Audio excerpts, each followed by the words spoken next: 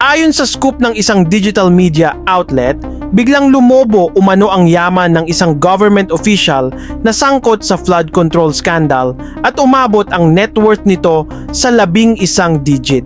Ibig sabihin, hindi bababa sa 10 bilyong piso ang kanyang yaman.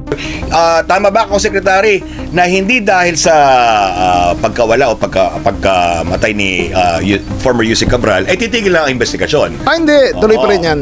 That does not protect. That does not protect the guilty. Maraming nagsasabing si former DPWH Yusek Catalina Cabral umano ang tinutukoy sa blind item na ito.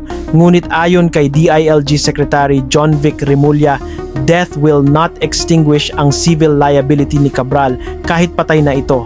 Hahabulin pa rin daw ng gobyerno ang mga nakaw na yaman ng yumaong former DPWH official. Dalawang senador sinabi na nung sila ay senador pa, ay hiningian sila ng projects. Yung kapapasok lang, nakaupo lang si Senator Tito Soto at si Hiningian sila Panfilo. ni Yusek Cabral para magpasok sa NEP. Hindi after the NEP, before the NEP, no? At hundreds of millions, no? Tumanggi lang sila.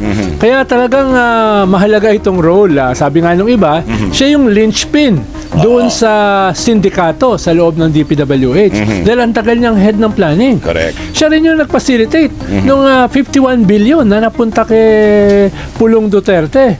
May ibinulgar pa si Remulla na sanay na raw si Cabral sa lugar kung saan natagpuan ang kanyang bangkay dahil doon mismo ang lokasyon ng rock netting corruption na kinasangkutan at nag-implicate sa ilang politiko sa Benguet.